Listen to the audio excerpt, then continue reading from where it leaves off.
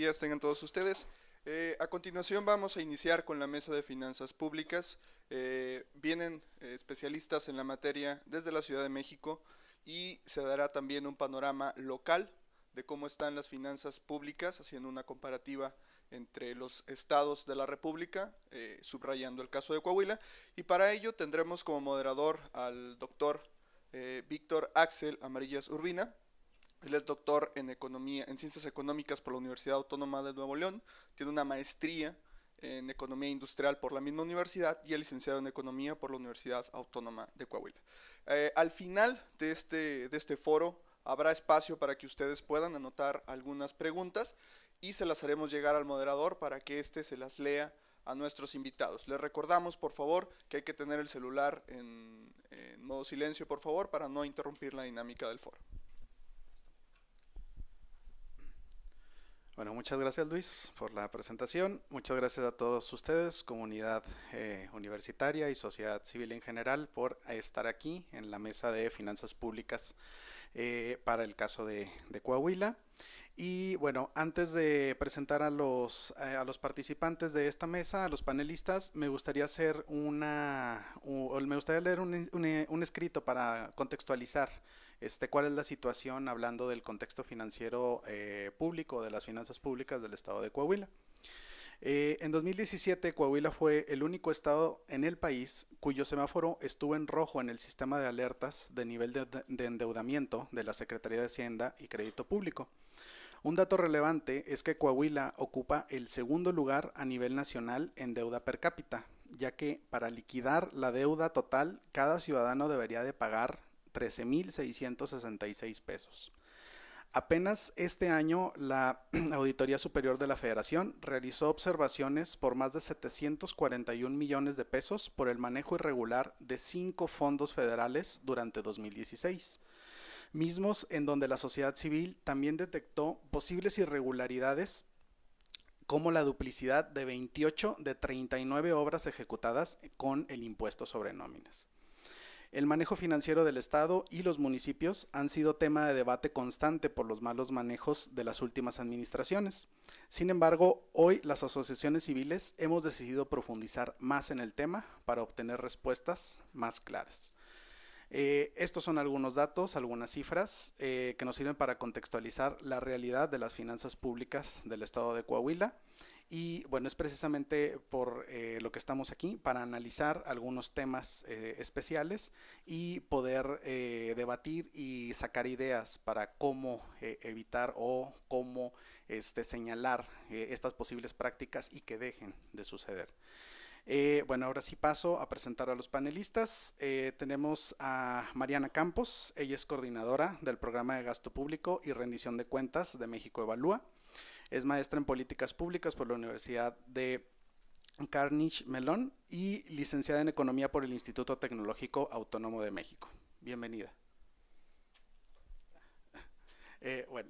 Posteriormente tenemos también a Suni Villa. Ella es investigadora asociada del Centro de Investigación Económica Presupuestaria, es maestra en Administración y Política Pública de la Escuela de Gobierno John F. Kennedy de la Universidad de Harvard y licenciada en Economía por el Tecnológico de Monterrey. Bienvenida. Y también tenemos a Enrique Díaz Infante, director del Programa de Sector Financiero y Seguridad Social. Es candidato a doctor en Derecho por el Instituto de Investigaciones Jurídicas de la UNAM.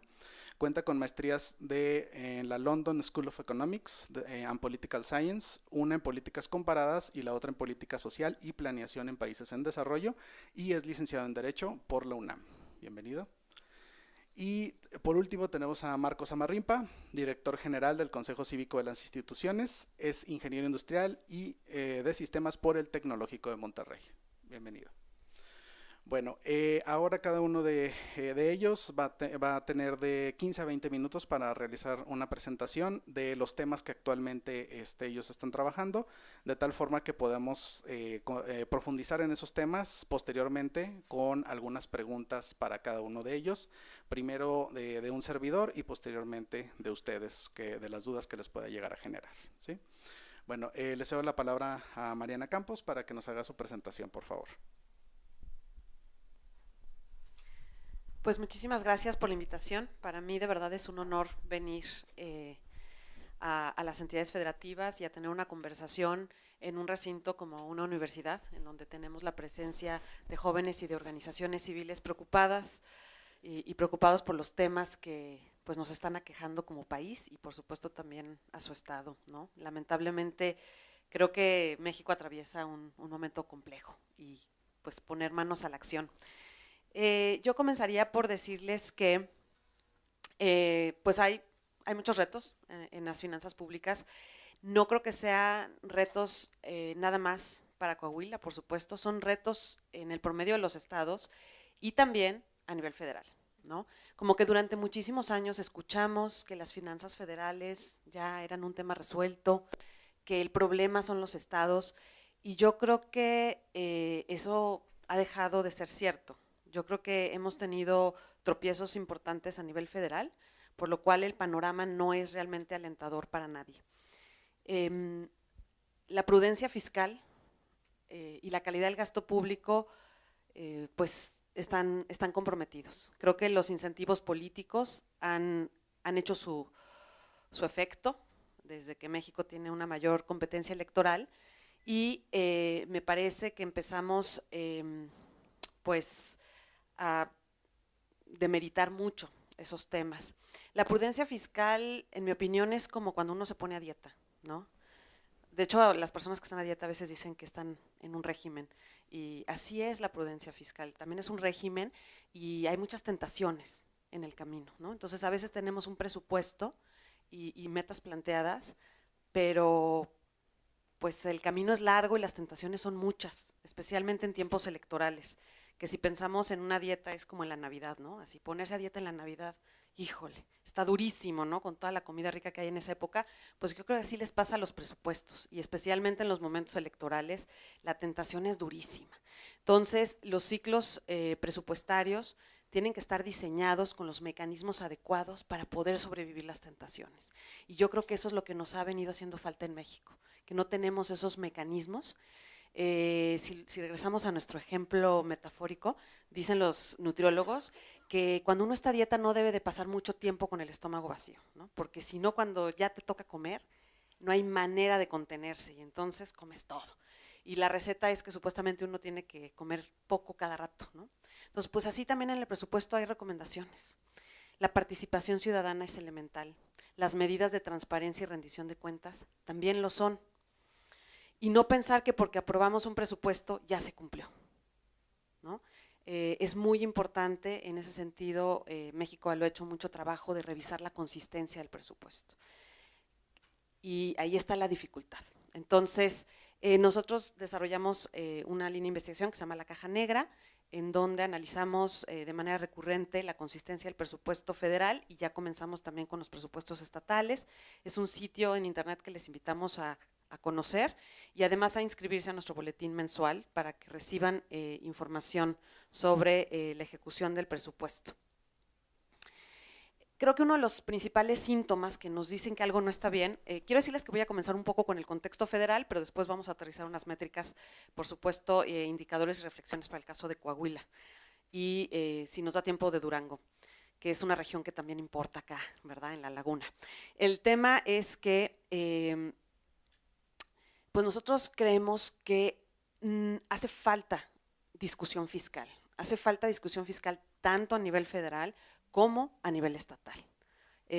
Los presupuestos se aprueban como un trámite. Realmente no estamos cumpliendo con el diseño institucional que está pensado en nuestra Constitución de que el Congreso sea un contrapeso y que revise los presupuestos que someten los poderes ejecutivos a nivel federal y estatal. Entonces, la discusión es baja. Algunos organismos internacionales expertos en la materia, como el Fondo Monetario Internacional, lo han señalado para México. Es necesario que se revise el presupuesto y se discuta y se valore si es pertinente o no. Entonces, en ese sentido, unas métricas muy breves para decirles que en el caso federal, solo 5% de los diputados votan en contra del presupuesto. Quiere decir que como que todo mundo está de acuerdo en lo que se presenta y se revisa poco, no se hacen grandes cambios y no hay mucha discusión. Esto puede ser síntoma de que como que todo está medio simulado y arreglado. Entonces, sí es importante, a veces pues el desacuerdo existe. Yo me imagino que en la casa de todos ustedes ha habido algún desacuerdo, ¿no? qué asignar el gasto, y es lo natural. No tenemos las visiones idénticas todas las personas, y el hecho de que exista discusión fiscal te habla de democracia, te habla de contrapeso, ¿no? En fin. Antes de 2009, antes de que se existiera programas discrecionales en el ramo 23, la discusión fiscal estaba incrementando, ¿no? O estaba incrementando por lo menos, digamos, el papel del Congreso en términos de tener opiniones distintas al Ejecutivo y de quizás hacer un mayor contrapeso, porque esos programas empezaron a existir en 2009. Previo a eso teníamos que 10% de los diputados votaban en contra. E incluso en el año 2004 llegó a ser 27%. Interesante. Bueno, entonces creo que en los estados también tenemos que estar muy pendientes de cuál es el rol del Congreso y si está viendo o no la discusión fiscal, y parece que pues no la está viendo. Siguiente. El tema del endeudamiento, ¿no? Tan importante para Coahuila, que bueno, la vida de Coahuila nunca ha sido igual después de 2011, y decirles que pues es un problema, por supuesto, muy marcado en el estado de Coahuila, que sí sale de los promedios estatales, pero también es un problema, o ha sido un problema a nivel federal, porque la deuda durante 9 años estuvo creciendo con respecto al PIB, es decir, crecía más rápido la deuda a nivel federal que nuestra economía, y eso sucedió de manera reiterada, ¿no? Lo que hizo pensar qué está pasando con la toma de decisión sobre el endeudamiento. Y endeudarse no necesariamente es malo, eso ya lo sabemos, nos permite adelantar consumo, especialmente cuando se trata de inversión, y puede ampliarnos las posibilidades de ingreso, pero por eso es muy importante saber en qué se invierte la deuda, y nuestros gobiernos no han sido buenos en eso. Entonces, pues bueno, el gobierno federal prácticamente vivió la amenaza de que se iba a bajar su calificación a la deuda soberana, y yo creo que ese fue el contrapeso que lo hizo entrar en cintura, porque una vez que te dan ese aviso ya empiezas a pagar un mayor costo financiero, porque ya empiezas a representar un mayor riesgo para los inversionistas. Estas líneas horizontales nos reflejan los programas de financiamiento a lo que el gobierno sometía al Congreso cada vez que pedía deuda, y no se cumplían, porque eran como las trayectorias que proyectaba, ¿no? De cómo iba a evolucionar la deuda. Y se ven horizontales porque decía que no iba a subir con respecto al PIB, pero bueno, eso no terminó pasando, y eran, digamos, programas que tampoco se cuestionaban en el Congreso porque no se cumplían ni se exigían las cuentas debidas al respecto. Siguiente.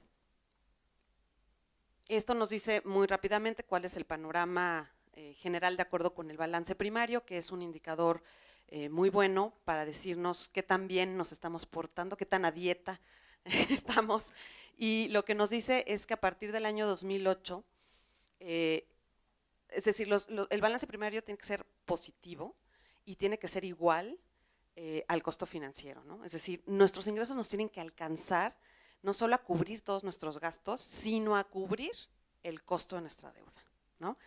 Y lo que pasó en 2009 es que ya no estaba pasando eso, o sea, no solo, o sea, estábamos gastando mucho más de lo que debíamos, no estábamos cubriendo con nuestros ingresos ni el costo financiero, es como pagar una tarjeta con otra tarjeta. Y la situación empezó a mejorar el año pasado, cuando se redujo este balance negativo. En 2017 ya fue positivo, aunque pues de un tamaño muy similar a lo que el gobierno federal recibió por parte del Banco de México, que básicamente fue liquidación de reservas internacionales, ¿no? Entonces fue un ingreso bastante extraordinario. En fin, todavía la distancia entre la barra y la línea amarilla, existe una distancia entre ese balance positivo y el costo financiero. Es decir, todavía está cuesta arriba la situación para el gobierno federal, y los gastos y la presión financiera es muy fuerte por la parte de pensiones, que asumo que se platicará aquí porque tenemos a dos grandes expertos, y el propio costo financiero de la deuda. Entonces traemos realmente muchas presiones y esto está cuesta arriba. Siguiente. Nada más decirles que a nivel federal, a pesar de que hubo una reforma hacendaria, a pesar de que hay un impuesto a las gasolinas que nos trajo más ingresos y que nos endeudamos alrededor de 10 puntos del PIB en lo que va de esta administración, hemos tenido pues un desplome de la inversión pública, con respecto al PIB, muy importante desde el 2014, así como caídas en los gastos totales de educación y salud, ¿no? Entonces, como que eso ya nos habla como que de que algo pasa en la política fiscal, ¿no? Que es más bien, tenemos una buena política recaudatoria, pero no necesariamente los instrumentos para que eso se traduzca en mejores condiciones de vida. Es básico en un país con este nivel de desigualdad generar servicios suficientes de educación y salud, y esto nos dice de un mal resultado a la fecha por parte de la Federación. Nuestra economía crece poco, ya lo sabemos, pues estos gastos han crecido menos que el crecimiento de nuestra economía. Siguiente. La infraestructura no solo se gasta menos, sino además está pasando algo que también aquí Enrique nos va a platicar mucho más de los riesgos que esto implica. Una gran parte de este gasto se está yendo a fideicomisos y eso tiene un problema. El fideicomiso es una herramienta muy buena para la inversión si es bien manejado, porque pues los tiempos de los proyectos no necesariamente obedecen al año fiscal. Entonces, a veces es necesario tener el dinero ahí guardado sin que regrese a la tesorería durante más de un año. El problema está en que en México los fideicomisos son como cajas negras, no rinden cuentas, no publican los estados financieros y tienen una contabilidad separada del presupuesto. Entonces, ¿cómo va ese gasto? Es muy difícil saberlo. También sucede que ese dinero que sale del presupuesto y se va a fideicomisos ya se contabiliza como ejercido y aparece como que el gasto de inversión ya se ejerció, pero no necesariamente ya se ejerció en la práctica, porque se guarda en el fideicomiso y ahí puede vivir años sin que se ejerza. Entonces nos deja la pregunta de qué tanto realmente está ejercido, y bueno, con la información todavía insuficiente que hay al respecto, es titánico darle seguimiento a ese gasto. Y como vemos, pues en la administración actual, en 2013, 11% del gasto de inversión se iba a fideicomisos, pero ahora se está yendo el 39%, ¿no? Entonces, bueno, un temita ahí sobre riesgos que hay tanto de corrupción como de que no se esté realmente ejerciendo el dinero. Siguiente. Una gran parte, o sea, sabemos, lo que sí sabemos es que una parte muy importante del incremento en los ingresos tributarios se fue al ramo 23, específicamente a 3 programas que no tienen reglas de operación y no tienen criterios explícitos de cómo se entregan a las entidades federativas, ¿no? Entonces, esto pues no es una buena práctica. Ahí yo diría que es un tema bien importante en el que Coahuila como estado y también Durango tienen que internamente reflexionar sobre cómo están gastando estos recursos, porque pues al no tener criterios ni reglas de operación sobre el problema de política pública que estamos resolviendo con este gasto, sino que todo se establece a través de convenios que durante años no han sido públicos, pues es importante saber en qué están gastando los recursos los gobiernos, ¿no? Y creo que los estados tienen que proponer también la manera en que este dinero pueda gastarse mejor, porque, bueno, también ha sido señalado con bastante daño al erario. Entonces es preocupante que una porción tan grande de los ingresos públicos federales se haya gastado así, ¿no? Y que no haya claridad sobre por qué a un estado se le da más o se le da menos. Siguiente. Sí hemos encontrado que ha habido tintes electorales en la entrega de estos recursos, que es el último estudio que hicimos, y para no andar demasiado en esto y poder pasar a Coahuila, siguiente, les diría que lo que encontramos es que previo, por ejemplo, a la elección presidencial de 2012 y de 2018, que va a ser ahorita, es decir, 2017 y 2011, claramente el dinero tiene, digamos, la distribución de ese dinero en las entidades federativas tiene color partidista, ¿no? Y siguiente. Por ejemplo, cuando el gobierno federal era del PAN, pues el promedio de las transferencias fue mayor para los gobiernos panistas en ese año.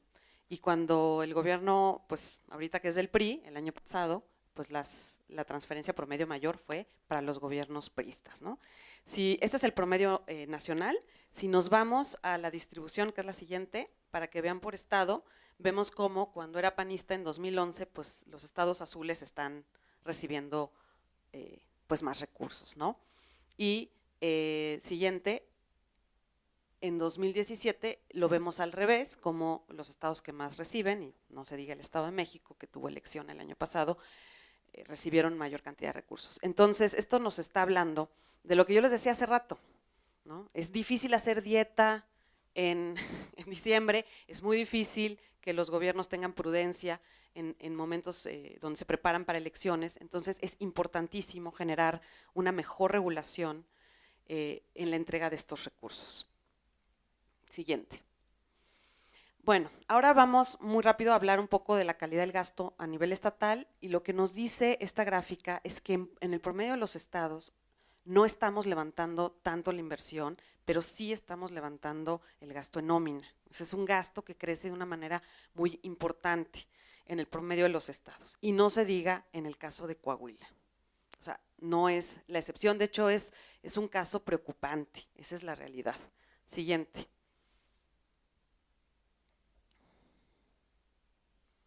Bueno, aquí vemos el gasto de Coahuila, una evolución de gasto-ingreso, y bueno, no se diga el año 2011, ¿verdad? Nada que ver el gasto con el ingreso, y esto pues nos lleva a un endeudamiento muy importante. Lo que sucede ahí en 2011, ustedes lo conocen mejor que yo, hay en 1000 teorías de lo que sucedió. Siguiente.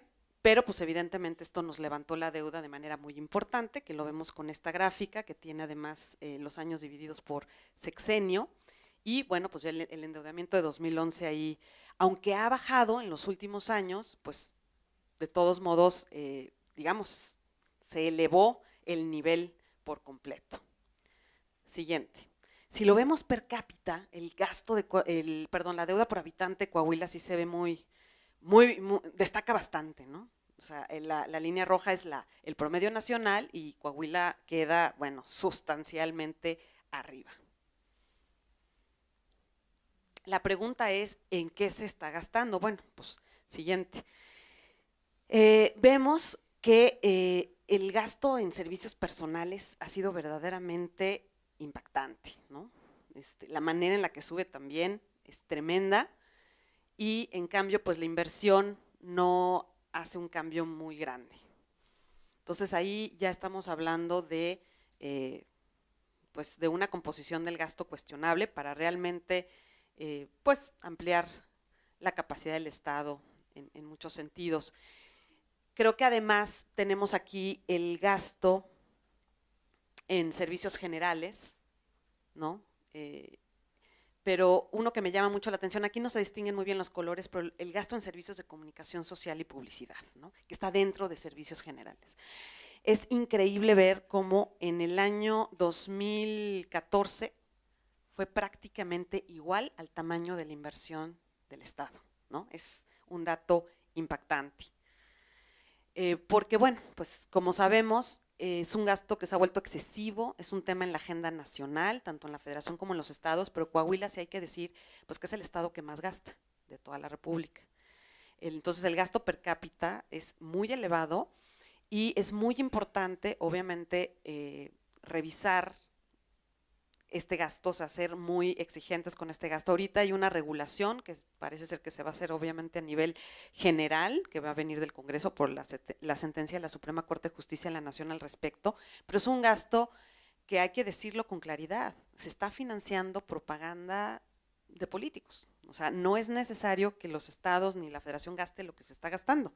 Hay mucha propaganda que no se tendría que estar pagando. Entonces, es muy importante trabajar en la definición de este gasto, así como en los controles, porque también se sobreejercen mucho los presupuestos. Siguiente. Aquí vemos algo muy importante que tiene que ver con la consistencia del presupuesto. Se aprueba un gasto de inversión más elevado de lo que se llega a ejercer. O sea, hay un subejercicio en la inversión, y ahorita platicamos un poco de eso. Por otro lado, hay un sobreejercicio en servicios generales. Dentro de servicios generales están todas las contrataciones que hace el Estado, ¿verdad? De adquisiciones, por ejemplo, y dentro de ahí está comunicación social. En el caso de servicios personales no se observa una inconsistencia tan grave, aunque como los números son muy grandes, en 2017 hay que decir que el Estado sobreejerció 9% de lo aprobado, o sea, sí lleva ahí su inconsistencia. Pero pues sí, no pinta bien, que se apruebe un nivel de inversión, no se alcance a ejercer y más bien se sobreejerza en los servicios generales, en el gasto corriente. En el caso de la publicidad gubernamental, el sobreejercicio es de 100%. La inversión también se nos va a la mitad de recorte, ¿no? Entonces, sí estamos viendo que el presupuesto que se aprueba no se ejerce y se ejerce uno de peor calidad. Entonces, esto es muy importante porque quiere decir que tenemos que trabajar mucho en la consistencia de ese presupuesto, tenemos que trabajar mucho con el Congreso, que es un contrapeso natural en el monitoreo de la ejecución, o así debería ser, del presupuesto, y también tenemos que ir mucho más a fondo con, por ejemplo, avanzar más en la implementación de varias medidas o buenas prácticas que trae la Ley de Disciplina Financiera. Que esta ley, bueno, es todo un estuche de monerías porque tiene buenas prácticas, pero también tiene malas prácticas. Hay de todo ahí, dependiendo. Entonces, no hemos podido avanzar. Por ejemplo, un tema importantísimo que tiene que ver con la inversión es el sistema de proyectos de inversión que ya tendría que tener el Estado a enero de 2018 de acuerdo con esta ley y que no hemos encontrado.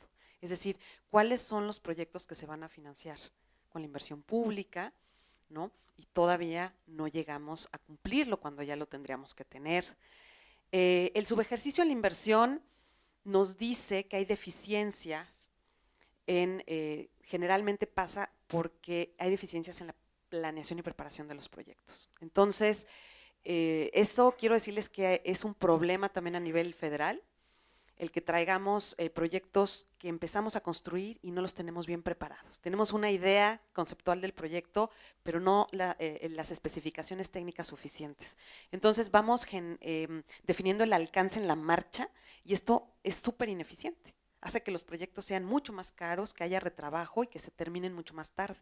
Entonces cuando ya terminaste uno, pues ya te acabó el tiempo y entonces no pudiste generar todos los que tenías que generar y esto nos lleva al subejercicio, ¿no? Entonces, ¿qué está pasando? Bueno, pues la realidad es que México tiene que evolucionar sus procesos de generación de su agenda de infraestructura, tanto a nivel federal como estatal.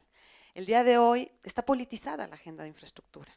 No tenemos procesos institucionales que nos generen diagnósticos, es decir, que identifiquemos las necesidades de infraestructura en el corto, mediano y largo plazo. Tenemos que trabajar en tener esos procesos institucionales y que no sea la agenda de infraestructura definida en las campañas, con ocurrencias, que a veces lleva a la práctica esas ocurrencias también. Entonces tenemos que generar proyectos pertinentes al desarrollo, que sean rentables, socioeconómicamente rentables, que se construyan a precios razonables y que además tengan la calidad de vida.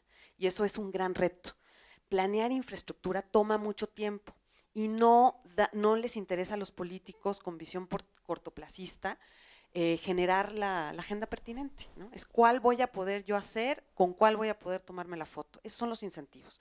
La inversión en infraestructura requiere sacrificio y requiere además hacer sacrificios en el corto plazo para generar beneficios en el largo o en el mediano, cosa que dice un político, no me interesa, yo no me voy a tomar la foto, porque voy a trabajar por el que después va a gobernar. Entonces, saquemos la planeación y la preparación de la infraestructura, o sea, la preparación de diagnósticos y la agenda de infraestructura de la política. Entonces, necesitamos mirar a los ejemplos de países que tienen la mejor infraestructura del mundo, en donde, por cierto, no se encuentra Estados Unidos, ni siquiera, pero está el Reino Unido, está Australia, está Canadá, en cómo ellos han generado procesos institucionalizados y han, pues, de alguna manera contenido los ímpetus políticos en meter mano en la agenda de infraestructura en términos de los diagnósticos y de plantearla, ¿no?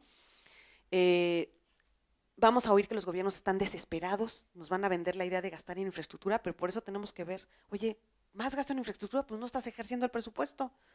¿Cuál es tu agenda a mediano plazo? ¿No la has preparado? ¿Cuál es tu cartera de inversión? ¿Dónde están ¿no? la lista de proyectos que el día de hoy ya podríamos llevar a cabo? Entonces, nos desesperamos por el dinero, justificamos reformas para que, digamos, tengamos infraestructura y en la práctica lo que vemos es que no son consistentes. Entonces, es muy importante que la sociedad y los estados trabajen en la planeación de su inversión. Y hay un gran vacío, porque tenemos por un lado la inversión federal, la inversión estatal, pero ¿quién está viendo la planeación regional? Nadie está viendo la planeación regional. No estamos planeando las regiones de México. Entonces tenemos una generación de infraestructura hasta cierto punto caótica, en donde no estamos viendo bien el bosque y veo una desconexión total entre la federación y los estados, ¿no? Cada quien está haciendo lo que quiere. ¿Y dónde está la visión como país, como regiones? Ahí no hay una ausencia total, y eso es parte de por qué está tan mal planteado el gasto del ramo 23, ¿no? Si hubiera una planeación regional y esos recursos se pudieran aplicar adecuadamente, pues sería excelente, ¿no? Y tienen que pensar los estados en cómo van a contribuir a generar esta agenda. Bueno, en términos de la ley de disciplina financiera, quisiera yo cerrar el caso de Coahuila para ya no acaparar más el micrófono, diciendo que estamos atrasados en el cumplimiento de algunos mecanismos. Les comentaba de la lista de proyectos que ya tendríamos que tener de acuerdo con esta ley. También el tema del control al crecimiento de la nómina. Como vimos, es un problema. Entonces, esta ley establece unos topes para que no crezca la nómina más de lo que debería. Y entonces no lo estamos respetando. Se aprueba un presupuesto que respeta supuestamente ese crecimiento, pero a la mera hora se sobreejerce, que es lo que pasó en 2017, de acuerdo con un informe de gestión financiera, que todavía no es la cuenta pública, y entonces no estamos, digamos, realmente en la práctica, respetando los límites de crecimiento de esa nómina. Entonces, también, digamos, está cuesta arriba para Coahuila cumplir con esa ley. El otro tema también tiene que ver con cómo se rinde cuenta sobre las ampliaciones a ciertos presupuestos que ya vimos aquí, como el de publicidad gubernamental, como el de servicios generales. Se estableció un anexo para que se rinda cuentas de esas ampliaciones, y tampoco se está, al menos en el informe de gestión financiera, habrá que esperar para la cuenta pública, pero tampoco se está rindiendo cuentas de eso, ¿no? Está vacío ahorita ese formato.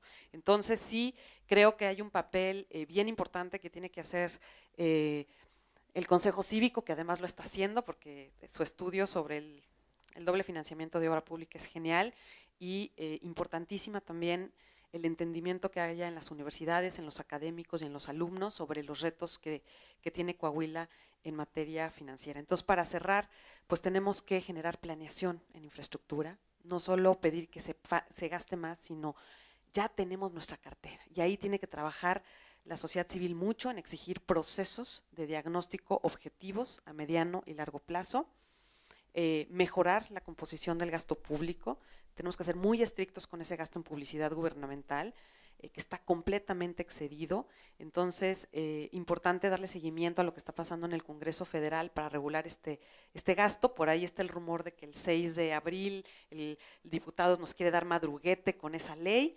Está dura la pelea, entonces hay que estar muy pendientes de lo que está pasando ahí, porque es indispensable generar una nueva definición de lo que se puede financiar, no financiar publicidad política, y por supuesto que haya control en el ejercicio para que no sobreejerzamos el recurso. Pues por mi parte es todo, muchas gracias.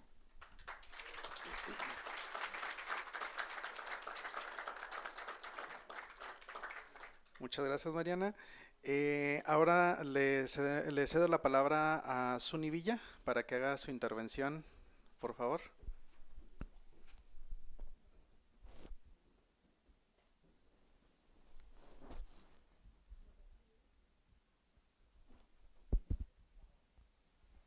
Gracias.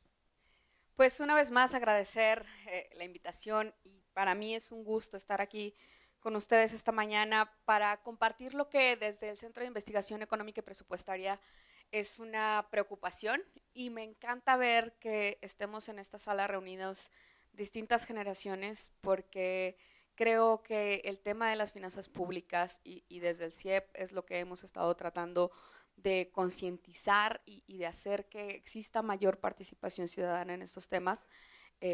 Pues bueno, el tema de las finanzas públicas no debería de ser de interés de unos cuantos, ni de los que están tomando las decisiones, ni solamente de aquellos que están votando.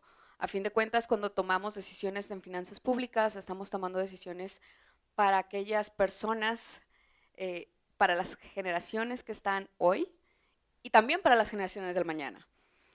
Entonces, cuando hablamos de finanzas públicas, y si pasamos a la tercera filmina de una vez, pues justo el tema de la sostenibilidad fiscal. Aquí en Coahuila vemos que bueno, el gran tema ha sido la deuda y lo que gran nos preocupa es la deuda, pero bueno, realmente, ¿qué es esta deuda? Y aquí cabe mencionar que cuando empezamos a hablar de finanzas públicas, a ver, a nivel federal empezamos a discutir finanzas públicas en el 97. ¿Por qué? Porque los diputados se dieron cuenta que podían tener algún tipo de negociación para poder traer algún poder político a su trinchera. Y eso ocurrió pues hace no más, o bueno, un poquito más de 20 años. Y creo que es un tema todavía vigente, con el cual todavía tenemos mucho que aprender y cada día tendremos que fortalecer nuestras capacidades técnicas para que como ciudadanos podamos tomar mejores decisiones. Y sobre todo en estas épocas de elecciones y cuando todo el mundo viene y promete y te dice lo que va a hacer y lo que no va a hacer y demás, a nosotros en CIEP nos gusta dejar muy en claro la ecuación principal de finanzas públicas. A ver, ingresos menos gasto es igual a deuda. Esta deuda puede ser hoy o en el futuro. Entonces, ¿qué es lo que estamos dejando para el mañana?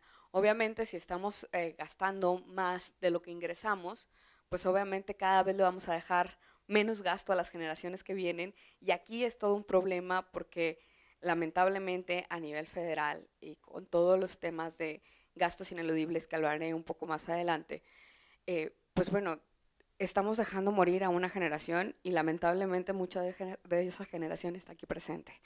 Toda la generación que se puede considerar millennial, es decir, aquellos después nacidos del 88, señores, les tengo malas noticias. Si no empezamos a corregir los temas de finanzas públicas hoy, no vamos a tener dinero para educación, para salud, y todavía creo que en el caso de Coahuila hay muchas cosas por hacer.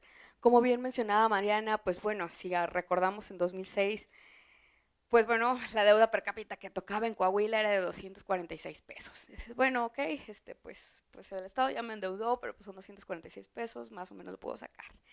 En 2012 ya conocemos la historia, esto aumentó a más de 14,000 pesos. Ahorita, y gracias a la ley de disciplina financiera, en cierta forma, que lo que trata de hacer la ley de disciplina financiera es poder contener la deuda per cápita y elevar los ingresos que son libres de libre disposición, pues bueno, andamos alrededor de 12,000 pesos para el gasto per cápita. Pero aquí lo curioso es que tenemos 3 leyes a nivel estatal que son muy importantes y que para la ley de coordinación fiscal creo que todos los estados y municipios sí se ponen las pilas, porque esta ley habla de todo lo que nos toca, ¿no? Cuánto nos va a ingresar al estado y al municipio. Pero ¿qué ha pasado con la ley de coordinación? ¿Qué ha pasado con la ley de contabilidad gubernamental, por ejemplo? En donde tendríamos que estar poniendo orden a nuestras cuentas y transparentar, y entonces hay muchos estados, y Coahuila no es la excepción, todavía queda mucho por hacer. Y bueno, como mencionaba Mariana, en la ley de disciplina financiera, si bien trata de tener buenas prácticas, pues también tenemos mucha tarea pendiente. Pero bueno, no todos son malas noticias, porque si abordamos el caso de Coahuila, creo que un foro como estos es muy importante para poder dar pie, y la siguiente filmina, por favor, a pensar las finanzas públicas desde una perspectiva ciudadana. Y aquí la sociedad civil juega un papel muy importante, y esto es que debemos estar pensando que las finanzas públicas comienzan en el ciudadano y terminan, o deberían de terminar, en el ciudadano, en todos los que pagamos impuestos de alguna manera. Lo que ven en esta filmina es la pirámide poblacional que tenemos en Coahuila.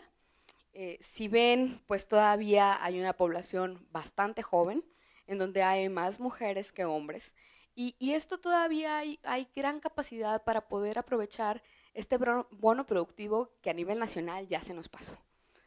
Esto es, bueno, todavía tenemos una amplia base que es menor de 30 años, muchos de los que están aquí, Pero es decir, si no reforzamos los niveles de ingreso y si no regulamos los niveles de gasto, pues vamos a llegar a un punto en que toda esta población que es ahora joven, pues va a envejecer y va a necesitar otras cosas en términos de salud por toda la transición epidemiológica. Es decir, ahora nos estamos muriendo más de enfermedades renales que son muy costosas, de enfermedades crónico-degenerativas, que si no resolvemos el tema del gasto público, pues no va a haber política pública que pueda atenderte esas necesidades.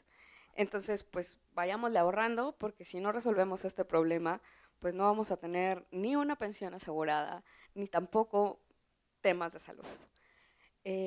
Y bueno, y justo también esto marca la oportunidad para poder aprovechar las cosas que sí podemos. O sea, si todavía tenemos una población joven que puede ser productiva, pues vayamos creando los espacios para incrementar esta productividad, para incrementar los polos de desarrollo regionales, para poder sacar mayor provecho a toda esta capacidad joven que todavía tenemos y que puede ser muy importante para el desarrollo del Estado y también del país. La siguiente, por favor. Esta lámina yo creo que ustedes la conocen mucho mejor que yo, porque bueno, habla de los ingresos del Estado de Coahuila. Y como vemos, pues aquí en 2010 y 2011 hay un gran incremento en la inversión. Vayamos a saber qué inversión fue. Ya más o menos se conocen ahí la historia de que hay muchas inversiones que se contabilizaron, pero no se ejercieron. Y aquí es donde la rendición de cuentas y la vigilancia ciudadana es vital. Y esto es, no solamente vamos a esperar al siguiente año o al siguiente gobierno a ver cómo sucedieron las cosas, sino todos los días, y ahora, al menos a nivel de transparencia presupuestaria federal, hay una obra pública abierta. Pues bueno, creo que es un buen ejercicio ciudadano donde todo el mundo vayamos a checar si esa obra está funcionando o no, poder demandar, poder participar a fin de cuentas. Y bueno, aquí dentro de esta estructura de egresos, a mí me gusta mucho resaltar que por más que vengamos a querer cambiar la historia de la noche a la mañana, existen gastos que son ineludibles. Hay cosas que se tienen que pagar, así como cuando todo mundo administra su dinero, pues tiene que pagar comida, renta y la tarjeta de crédito. Entonces, pues bueno, así también el Estado, pues tiene que darle dinero a los municipios, tiene que pensar en el pago de pensiones que ya comprometió, tiene que pensar en la deuda que ya tiene y pues sobre todo la gran presión que hace a los estados, que es el pago de nómina. La siguiente, por favor. Y bueno, creo que todavía existen muchas oportunidades y que el tema no está perdido. Afortunadamente hay cosas que hacer. Afortunadamente estamos aquí reunidos y todos estamos muy interesados en poder participar en las finanzas públicas, tomar mejores decisiones. Y en términos de ingresos, si bien conocemos por ahí que hay un término de financiamiento que ya no podemos acceder, pues bueno, hay que reconocer que todavía hay mucho que hacer en términos de recaudación local, que sea el gobierno que sea y que venga a prometer lo que quiera, dado que tiene gastos ineludibles que tiene que pagar, de alguna manera vamos a tener que incrementar la base gravable, es decir, vamos a tener que estar buscando bases amplias, tal vez con tasas bajas, sería lo óptimo, pero bueno, aún hay mucho por hacer. Y bueno, finalmente hablarles y recalcar las tres cosas que desde CIEP quisiéramos dejar este mensaje. La primera es que cualquier política pública que se quiera proponer, pues no va a existir si no tiene un presupuesto asignado. Entonces, la construcción de cualquier cosa, pues nada más pregunten, ¿y eso cómo lo vas a pagar? ¿No? Si les vienen a proponer un salario rosa, pues sepan que esto es un juego de suma cero. De algún lado debemos de sacar el dinero. Y en esos términos es que tendremos que pensar en la sostenibilidad de largo plazo. Esto es, ¿cuánto estamos gastando hoy? ¿Y cuánto le estamos dejando a las siguientes generaciones para seguir gastando? ¿Cómo vamos a sacrificar o cómo vamos a solucionar a la generación millennial que no tiene pensión y que puede tener serios problemas de salud y con una calidad educativa que evidentemente no es el caso de ustedes, pero con una calidad educativa que todavía deja mucho que desear? Y en estos temas, la participación ciudadana y la transparencia fiscal son básicos para que podamos avanzar. Abordar el tema de finanzas públicas como desde una perspectiva demográfica. Es decir, hay que pensar cuántos somos, qué necesitamos y a quiénes queremos llegar. Si lo que queremos es reducir la inequidad, si lo que queremos es crecimiento, hay que pensarlo cómo vamos a impactar al ciudadano en todos los niveles. Y bueno, finalmente hablar de las oportunidades que presenta la Ley de Disciplina Financiera. Por ahí se están dando algunos ejercicios de reestructuración de deuda. Hay que tener mucho cuidado con esos porque se está volviendo a contratar deuda a menores tasas, pero realmente sigues teniendo la misma deuda y no se está haciendo realmente un esfuerzo por tener mayores ingresos de libre disposición, que es lo que se requiere finalmente. Y bueno, un poco compartirles que desde el Centro de Investigación Económica y Presupuestaria, y esto es a nivel federal, pero creo que a nivel local sería importantísimo, y aquí estamos dispuestos a poder compartir metodologías, poder compartir con ustedes toda la capacidad técnica que hemos desarrollado a través de los años. En la siguiente, por favor. Y les hablo del simulador fiscal. Ahorita estamos trabajando en la versión 4 que estamos por liberar, y este simulador fiscal justo lo que trata es de reflejar la sostenibilidad a largo plazo, cómo estamos gastando hoy, cómo estamos ingresando hoy, y si esto sostiene a las siguientes generaciones, cómo se va a proyectar. Y creo que es un importante ejercicio, no solamente a nivel nacional, sino también a nivel local, que podamos desarrollar esto desde la perspectiva, en este caso, para el estado de Coahuila. Y pues muchas gracias.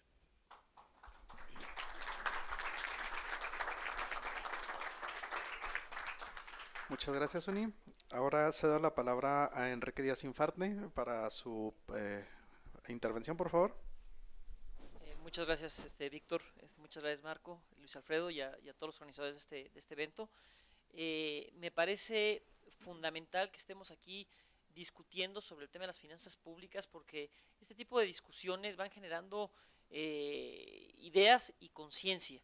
Y como decía Suni, yo no sabía, pero coincide cuando cuando cambia el balance en el Congreso en 1997, que empieza a posicionarse el tema y a tomar conciencia de la importancia y de las ventajas que los políticos podían obtener del presupuesto, ¿no? Entonces, no sorprende después algunos fenómenos que hemos visto con el presupuesto y cómo tanto grupos de interés medran con el mismo, como los políticos mismos lo utilizan luego en forma ilegal para financiamiento de campañas, y hoy en día hemos vivido fenómenos como el tema de los moches, que es la manera como me encantó que Mariana hablara del tema institucional, los contrapesos.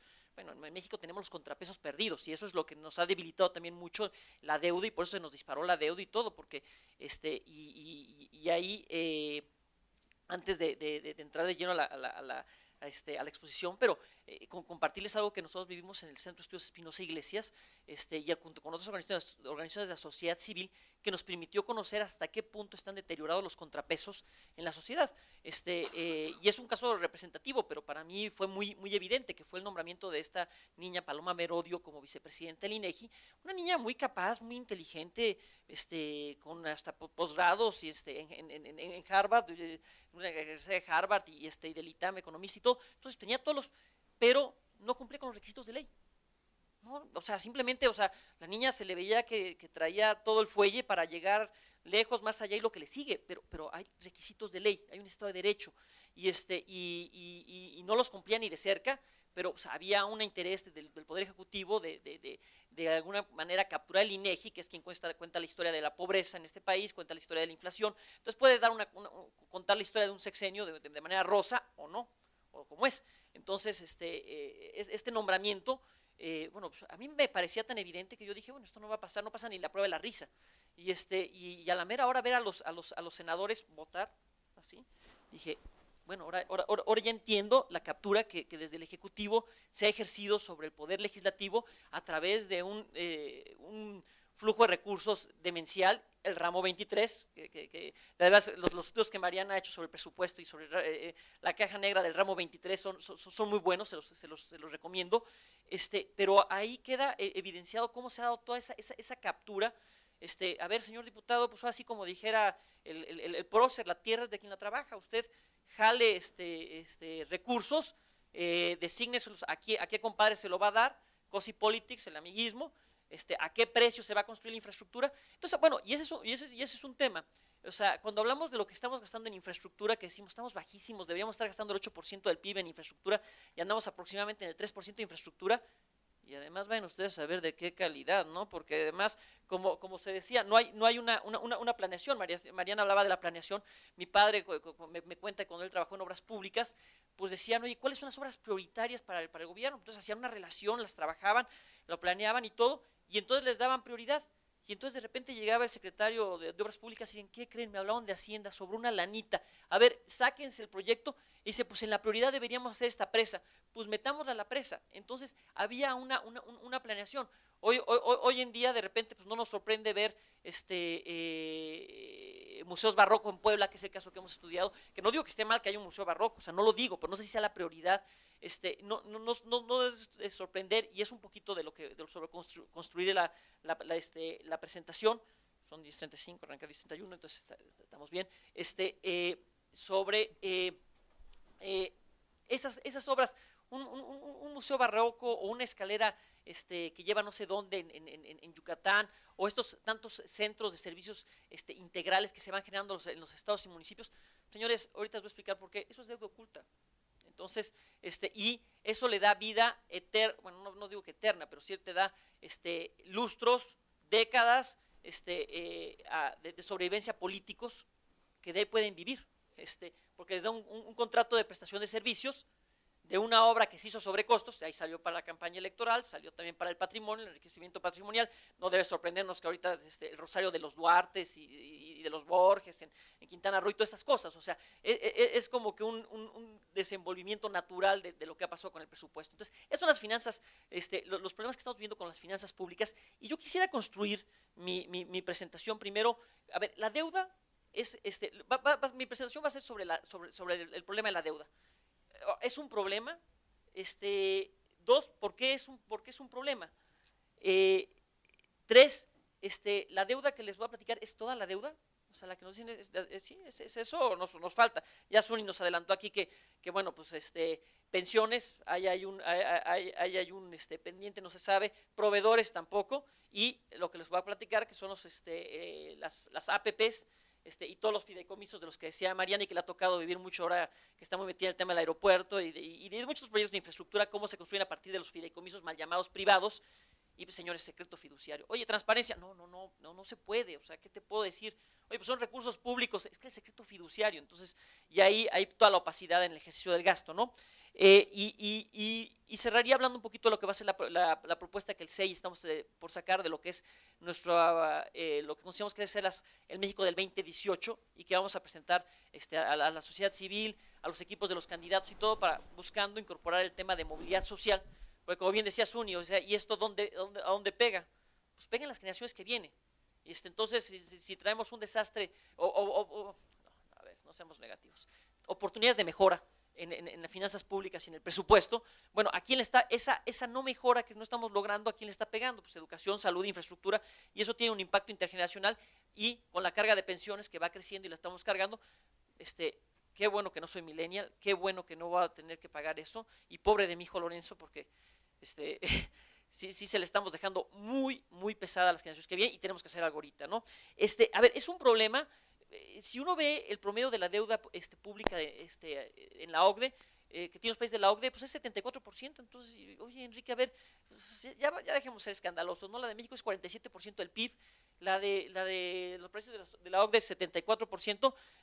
No estamos exagerando, pues como dijera Mariana, o sea, la deuda pues es mucho, es poco, pues dependiendo si la puedes pagar, o no me acuerdo quién decía, o sea, ¿cuánto es tu ingreso?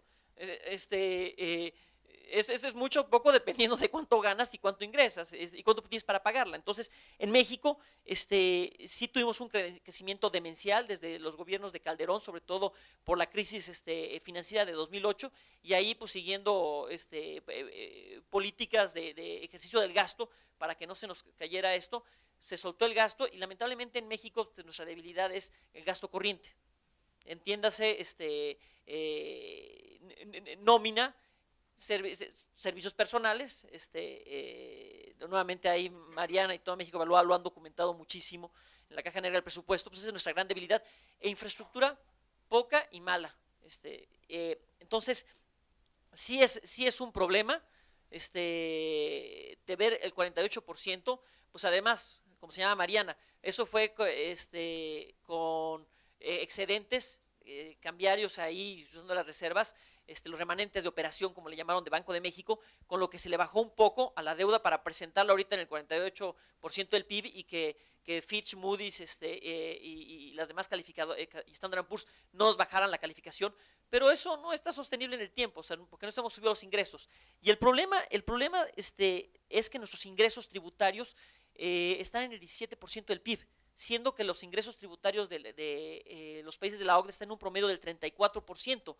Entonces, ingresamos poco y nuestro gasto en el presupuesto más o menos, y ahí me corregirán quien tiene las cifras más claras, Mariana y Zuni, pero está más o menos como el 23% del PIB, el presupuesto, los gastos, y pues tenemos unos ingresos tributarios del 17%. De los cuales 9 puntos porcentuales provienen de ISR, 4 puntos porcentuales provienen del IVA, como 4 provienen de IEPS, y lo demás, bueno, pues para eso están las generaciones que vienen, peguémosle a Pemex, comámonos la riqueza futura, total, los que vienen atrás paguen, ¿no? Entonces, sí es preocupante nuestra estructura de financiamiento y estemos urgentemente una reforma hacendaria. Platicaba con Mariana antes de entrar, porque siempre hay que hacer una reforma fiscal que suba los ingresos. No, espérate, maestro, vamos a revisar el gasto, ¿no? ¿Cómo andamos también? Como les decía, esto en gran medida se ha detonado por la falta de los contrapesos y lo que les decía, el llamado caso de los moches. Año con año, como franciscanos, ahí íbamos la sociedad civil a presentar nuestro amparo contra el presupuesto por la creación por parte de los diputados de partidas y aprobación. Oye, ¿y eso no se llama conflicto de intereses? Sí. Oye, ¿eres juez y parte? Sí lo soy. Yo determino cuáles son las nuevas partidas y además yo me las apruebo. Y contra eso nosotros interponíamos amparos y siempre la Procuraduría Fiscal, la Secretaría de Hacienda, interponía recursos, quejas, luego iba a la revisión. Lástima, Margarito, se acabó el ejercicio fiscal, se fue el año, se sobresee el amparo. Para la siguiente, usted fórmese, para la siguiente. Entonces nunca hemos logrado realmente contener a los diputados, y los diputados pues están muy contentitos siempre porque de ahí sale para la campaña electoral. Entonces al final del día yo diría que la gran reforma de finanzas públicas es una reforma electoral, o sea, veamos este financiamiento de campañas y patrimonial, porque evidentemente quien lo opera, pues para Miguelito una tajada, ¿no? Entonces pues aquí para Miguelito y otra para el partido, para la campaña, y todo eso impacta en el presupuesto y con recursos públicos, y entonces ahí se nos va gran parte de los ingresos. Se ha ido descubriendo mucho de los problemas a nivel subnacional de deuda, donde ha habido alternancia. Cuando de repente entra un gobernador de la oposición, cosa que pues aquí no lo han vivido, pero cuando entran de la oposición, de repente se abre la coladera y está la cloaca, y tú dices, esto hiede y horrible. Y qué cosas, pero generalmente es cuando se da la alternancia.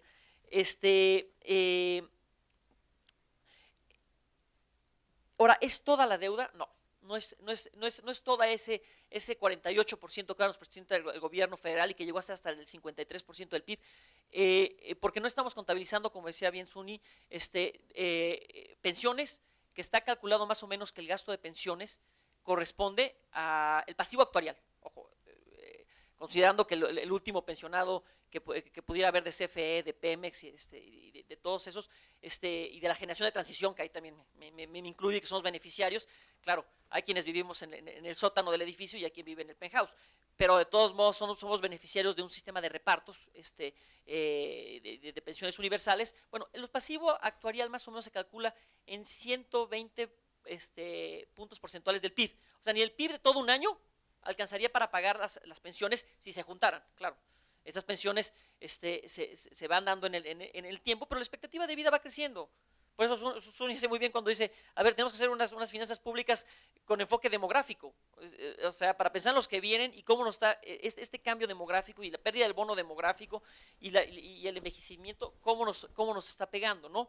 Y también cuando hablo del tema electoral y cómo pegan las finanzas públicas, no es nada más por lo que se llevan para financiar campañas, sino también es, pues, a la hora de los votantes. O sea, pues, ahora que tuve oportunidad de estar en Reino Unido, pues nada más los ves y agarras y dices, pobres chavos, se los comió el no votar, ¿no? Las cabecitas blancas los arrollaron y los hicieron víctimas de sus miedos y sus seguridades. Pues aquí nos pasa más o menos lo mismo. O sea, lo que decía Zuni, el sueldo rosa, ¿no? El salario rosa, ¿no? Y allí en Estado de México, del Mazo, ¿no? Y ya sale el Trifa a decir, no, eso es publicidad. No estamos manipulando la decisión del electorado, esto es publicidad. Bueno, ese salario rosa es gasto corriente, vamos subiendo gasto corriente. El otro día al 6 nos fue a platicar el director general de programas sociales de la Sedesol, pues nos hablaba más o menos de 5,000 programas sociales. Oye, a ver, y además lo peor, ustedes me dicen, bueno, Enrique, pero por favor, vamos viendo las cifras de pobreza, desigualdad y de movilidad social. Seguramente pues ya Suecia está poniéndose nervioso de cómo estamos acercando, le estamos pisando los talones a Suecia. No, señores, no. Lamentablemente seguimos más o menos en la misma proporción de pobres, los 53 millones de pobres, que equivalen más o menos al 35% de la población, o sea, los niveles de pobreza siguen igual. El índice Gini, que mide la desigualdad, 0.47%, no le estamos bajando. Y la movilidad social, pues origen es destino, Aquí en este país, tristemente, naces pobre, mueres pobre, naces rico, mueres rico.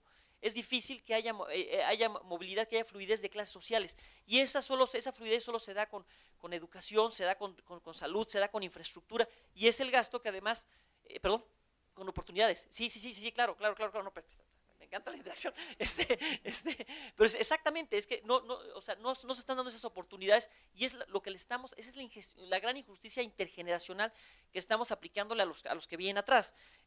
Y bueno, ahora, ¿cuáles son los riesgos con el manejo de la deuda? Como bien señalaba Mariana, o sea, ley de disciplina financiera de estados y municipios, palomita. ¿De veras? No, tache. O bueno, palomita.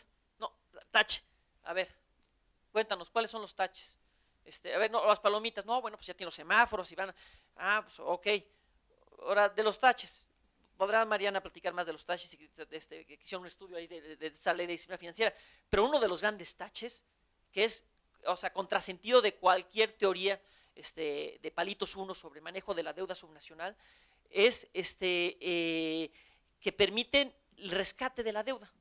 O sea, el artículo 34 de la Ley de Disciplina Financiera se permite que se celebren convenios entre la Federación y los estados para dar la garantía y se pueda refinanciar la deuda si la deuda está en mejores condiciones.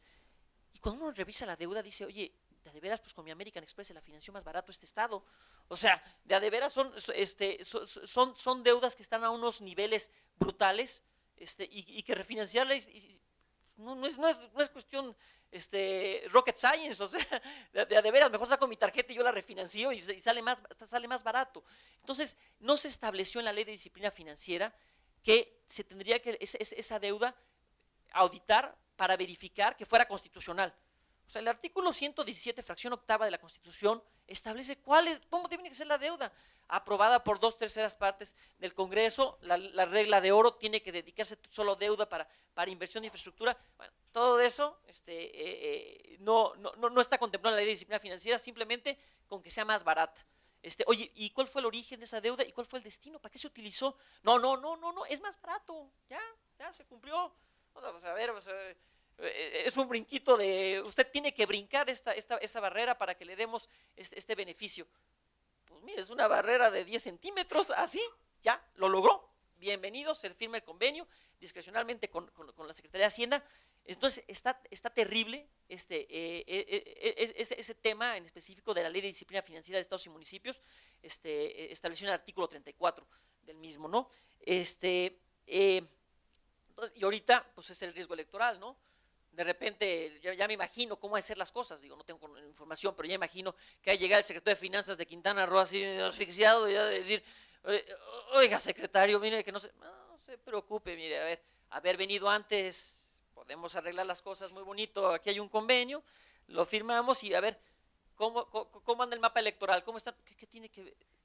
Vamos a hablar de cuestiones electorales para entendernos con el rescate de la deuda y la garantía del gobierno federal, ¿no? Entonces, ese es el gran tema de las finanzas públicas, es un tema electoral que le van viendo por todos lados, así como el salario rosa son los cabecitas blancas, y entonces pensiones, y como Rey Midas, y ahí van las pensiones, a diestra y siniestra, y son pasivos en el tiempo, y eso aumenta la deuda, pues también los rescates de deuda subnacional, pues así, de una manera discrecional y sin mayores requisitos. A ver, la tarea de Coahuila. Yo no traigo, me gustaría decirles cuál es la deuda oculta aquí en este estado, pero pues yo lo que les voy a dejar son los indicios de cómo se construye, cómo en el estado de Puebla descubrimos la forma como Rafael Moreno Valle escondió la deuda. Él terminó diciendo, cero deuda, terminamos con cero. A ver, ¿por qué no vamos con palitos uno? ¿Cómo definimos la deuda para ver si tienes o no tienes deuda? Entonces, bueno, la deuda es una obligación de pago en el tiempo. No es que no la tengo con el banco. ¿Tiene que ser con bancos? O sea, si yo le digo a mi papá, le digo, papá, préstame una lana, porque me quiero ir de antro, ¿no? Bueno, cuando era chavo, mi padre me dijo, oye, estás mal de tus facultades mentales, maestro, a tu edad, a tus 47 peludos años, no, pero pedime prestado y además para el antro, no, pero bueno, o préstame para un coche. Luego llego y le digo, papá, no te debo nada. ¿Por qué? No, yo no tengo deuda contigo porque no eres banco. Bueno, me diría, oye, Enrique, de veras, estás mal. No, hijo, ya me preocupé, vamos con el psiquiatra, aquí tenemos un tema que resolver juntos y para eso está la familia, te vamos a cobijar y te vamos a apoyar. No, es que no es con bancos, de veras, no. A ver, ¿dónde está Banorte? ¿Dónde está Interacciones? ¿Dónde está Protego Everco? No, papá, ¿de qué me hablas? No, Enrique, a ver, vente, vamos con el señor psiquiatra y él nos va a ayudar a resolver este problema. Ese es el problema de la deuda oculta, ¿no? Que decimos, bueno, pues si no es con Banorte Interacciones, que son los que tienen dominancia en el mercado de deuda, soportada con participaciones estatales, pues no es deuda. Pues no es, ya me estoy pasando, pero sí es deuda. Y en el caso de la deuda estructurada a través de los fideicomisos para algún proyecto de inversión, creo que me quedan 3 minutos, sí, 3 minutos, cerro con 3 minutos. Y nada más aquí platicarles rápidamente cómo se oculta la deuda, porque eso es la tarea que les va a quedar a ustedes pendientes. Miren, en Puebla, ¿cómo? A ver, si tuvieran que decirme, Enrique, quédate tanto rollito, dinos dónde está la deuda. A ver, busquen nada más asociaciones público-privadas y un contrato de prestación de servicios. O sea, cuando ustedes de repente ven, oye, un centro de servicios integrales, gracias, bueno, ¿y cómo se va a pagar? Cero, no, nada más. Hay un contrato de arrendamiento, eso sí, a 25 años, por el cual el gobierno, para poder usar los tribunales o poder utilizar las instalaciones el Poder Ejecutivo, porque estamos juntando a todo, ¿no? A todos los poderes. Ahí, oye, qué buena idea, eso llama eficiencias, ¿verdad que sí? Sí. Oye, ¿cómo se va a pagar? No, pues hay un contrato de arrendamiento. Y cuando uno de repente ve, siempre la corrupción la vamos detectando en la construcción sobre costos, ¿no? Se le asigna asignación directa a compadrito.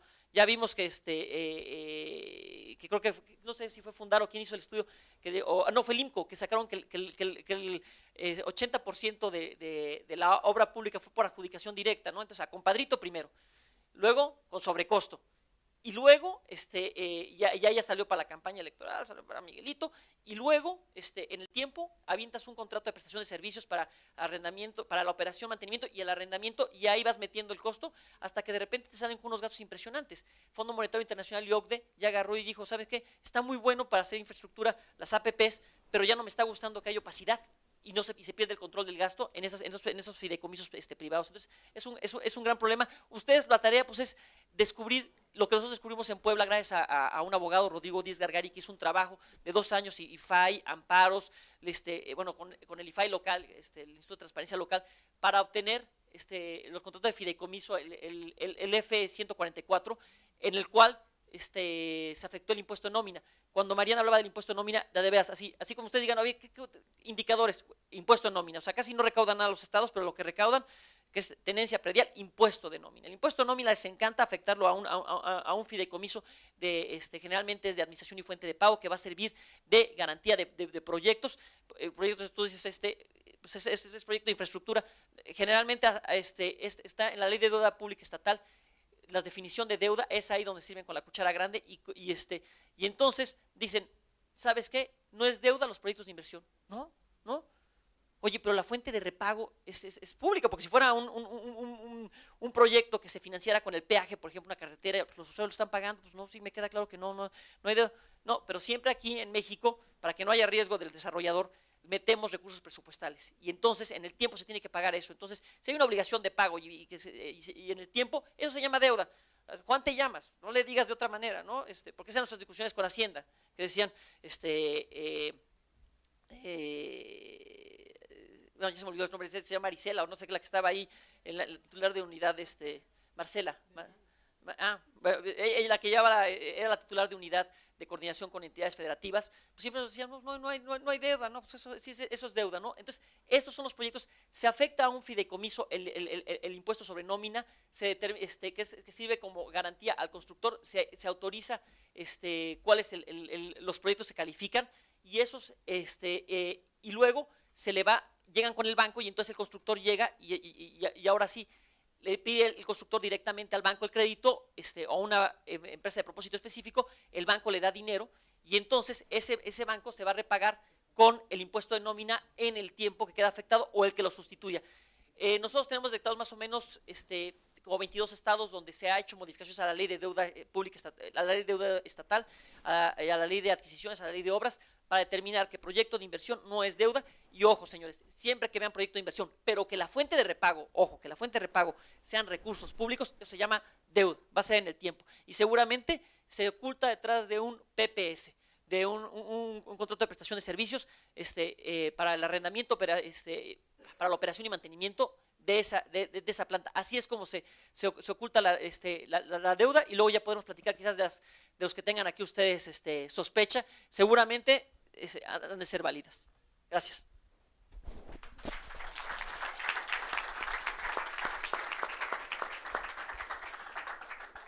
Muchas gracias, Enrique. Y por último, cedo la palabra a Marcos Amarripa para que realice su intervención, por favor. Gracias, Axel. Bueno, a diferencia, pues gracias por dar su tiempo aquí a la sociedad civil de Coahuila, que pues vemos que tenemos muchos pendientes. Yo quisiera recapitular un poquito y con toda intención mostrarles algunos indicadores para indignarlos un poco. Sé que pueda sonar algo macabro, pero esa indignación es la que yo quiero que nos mueva un poquito a poder observar un poco más las finanzas públicas. Veo aquí mucha esperanza, hay muchos jóvenes y eso me da mucho gusto de que se empiecen a interesar por un tema que hoy quizá no les está afectando, pero en el futuro próximo los va a afectar de manera sensible. Entonces, creo que es importante que ustedes le den continuidad a todo el trabajo que estamos haciendo desde aquí de sociedad civil, y solo quiero presentarles algunos datos, insisto, con toda la intención de indignarlos y despertarles un poquito la conciencia de cómo estamos en materia de finanzas públicas en el estado de Coahuila. Quizá nos extraña un poquito de toda esta historia que ya nos han platicado, por qué no ha sonado tanto el caso Coahuila a nivel nacional. quizá no se le ha puesto el foco necesario, precisamente porque Coahuila hoy es un caso emblemático, ¿no?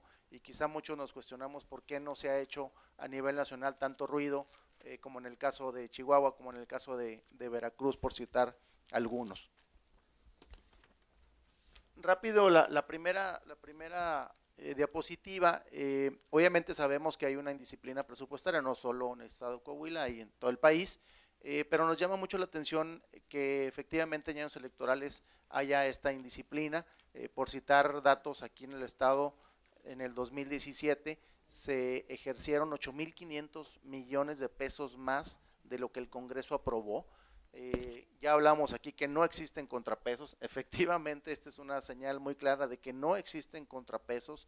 No tenemos un Congreso que ponga en el centro de las políticas públicas a los ciudadanos. Desgraciadamente se anteponen intereses de partidos, intereses de bancadas, intereses de particulares, y nos dejan relegados a los ciudadanos precisamente porque no se atienden a lo que más nos está preocupando el día al día. La que sigue, Luis, por favor.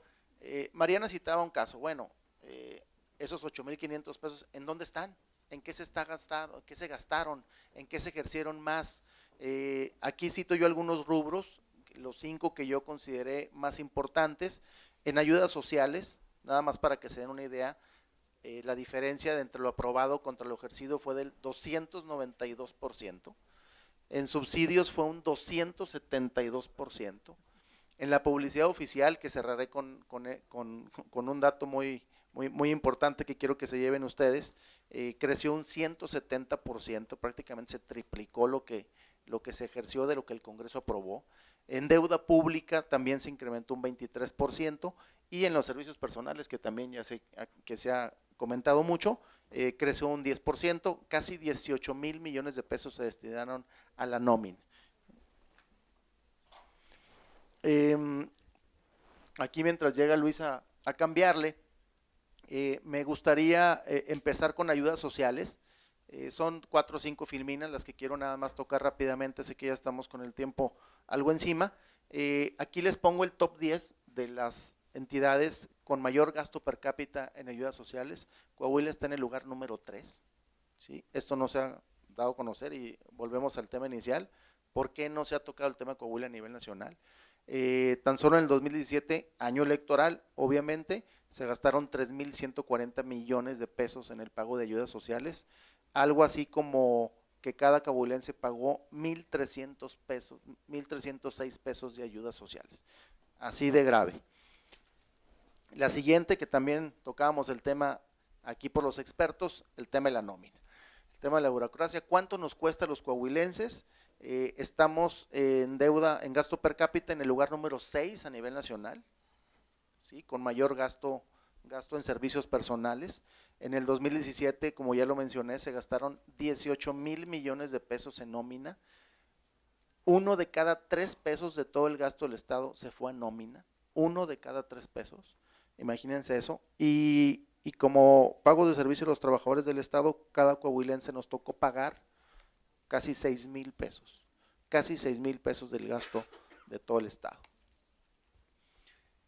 La que sigue, en el pago de servicio de la deuda, obviamente es un tema muy recurrente, que creo que tiene que despertar mucho mayor interés entre la sociedad civil, entre los legisladores, obviamente, precisamente porque el tratamiento que se le está dando hoy a la deuda, a diferencia de otros estados, son muy distintas. Por citar algunas cifras, Nuevo León está destinando el 88% del pago de la deuda a capital. Coahuila solamente le está destinando el 13%. ¿Saben cuándo vamos a terminar de pagar la deuda?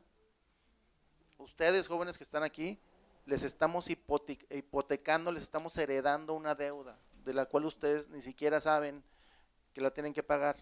Ya lo decía aquí Enrique, si yo a mis hijos les digo, ya naciste, pero aquí está y debes, oye, espérame, pues esa es deuda tuya, esa es deuda de mi abuelo, de mi bisabuelo, ¿por qué la tengo que pagar yo? ¿Sí? ¿Qué hice yo mal?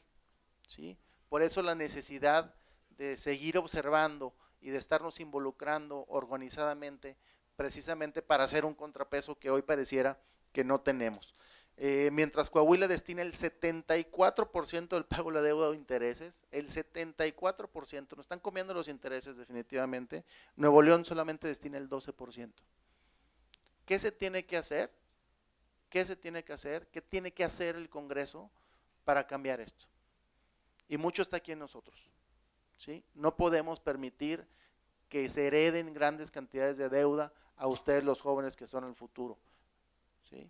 Ya vienen con un contrapeso importante, una carga financiera importante que tienen que pagar, mientras ustedes obviamente no hicieron nada al respecto. Cerraría yo también por el tema del tiempo, pues un tema que nos duele muchísimo. Desgraciadamente Coahuila es el estado que más gastó en publicidad a nivel nacional en el 2017, casi el doble de Campeche, que está en el segundo lugar, casi 3 veces lo que gastó la Ciudad de México. Imagínense, con 10 millones de habitantes, aquí somos en el estado casi poquito menos de 3 millones de habitantes. Es el estado que más gasta. Honrosamente ocupamos el primer lugar, 1,428 millones de pesos. Obviamente se ejerció 3 veces más de lo que el Congreso aprobó. Esto equivale a que Coahuila se estuviera promocionando en el 20% de todo el estado, de todo el país, imagínense. ¿Sí? Es el 20% de todo el presupuesto del gobierno federal. Así de grave está la discrecionalidad con la que se están utilizando nuestros recursos, ¿sí? ¿Dónde estamos los ciudadanos? La promoción del gobierno le costó a cada coahuilense 471 pesos. Y esto equivale, ¿a qué equivale? 1,428 millones de pesos, para que se den una idea, equivale a lo que gastaron los últimos 17 estados en publicidad. Los últimos 17 estados, si juntamos todo lo que gastaron en publicidad, eso solamente se gastó en Coahuila, ¿sí? ¿Dónde están nuestros diputados? ¿Dónde está el contrapeso? ¿En dónde les exigimos? ¿En qué espacios nos dan oportunidad de exigirle? A través de estos foros, a través de los medios. La verdad, créanme que es indignante poder hoy presentarle estos datos a ustedes. Y cierro con algo muy triste, pero insisto, no quiero ser tan dramático y que se vayan de aquí con la cabeza agachada. Al contrario, creo que toda esta información quiero que les mueva, que nos mueva a todos, precisamente para cambiar las cosas. No podemos seguir utilizando el gasto a discreción de unos cuantos, a decir, hoy tengo aprobado un peso, pero nadie me revisa, nadie me fiscaliza, nadie me cuestiona, y hoy puedo gastar 3, 4, 5 veces más de lo que el Congreso aprueba. Eso no puede pasar. Y esta gráfica que les dejo con ustedes, pues habla precisamente de que el gasto en publicidad no necesariamente se va a mayor aprobación de los gobernantes. Ahí vemos claramente que a mayor gasto en publicidad, la aprobación, al menos en la administración de Rubén Moreira, cae. No necesariamente todo lo que se gasta en publicidad, ¿sí?, es para promocionar a una figura. Aquí obviamente hay grandes sospechas, como ya lo mencionaron mis compañeros, de que el gasto en publicidad no se está utilizando precisamente en publicidad. Creo que hoy uno de los retos y desafíos, como bien se titula este foro, es precisamente investigar, indagar en dónde se está gastando esas grandes cantidades de dinero, porque se están utilizando en rubros que no son productivos. Publicidad no es productivo, nómina no es productivo, subsidios no es productivo, a diferencia de infraestructura que le aprueban un peso, pero ejercen 50 centavos. ¿Por qué ahí hay diferencia entre lo aprobado y lo ejercido? Son, creo que, preguntas que tenemos que hacernos y más allá de contestarlas, ver cómo podemos cambiar esta realidad. Y hoy, aquí a los jóvenes que nos acompañan, invitarlos a que se interesen más por los asuntos públicos. Pareciera que hablar del ramo 23, ramo 33, ramo 28, aportaciones, participaciones, es algo complicado. Créanme que no lo es tanto, y la invitación está ahí, a que nos involucremos un poquito más en la observación social, en la exigencia de nuestros gobernantes precisamente para que pongan en el centro de cualquier política pública a los ciudadanos, porque hoy vemos con estas cifras que no lo está haciendo así. Muchísimas gracias.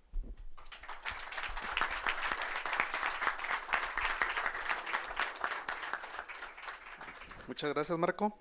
Bueno, ahora damos inicio a una sesión de preguntas y respuestas. Las preguntas están encaminadas, bueno, primeramente a cada uno de los panelistas, pero me gustaría, bueno, una vez que el panelista responda, bueno, que todos a lo mejor podamos complementar o inclusive podría ser generar más preguntas en base a esa respuesta, ¿no? Ok, bueno, la primera pregunta en el mismo orden sería para Mariana. De 2012 a 2017, el gobierno del estado gastó en promedio 6% del presupuesto total en inversión pública. En contraparte, gastó en promedio el 35% al pago de servicios personales.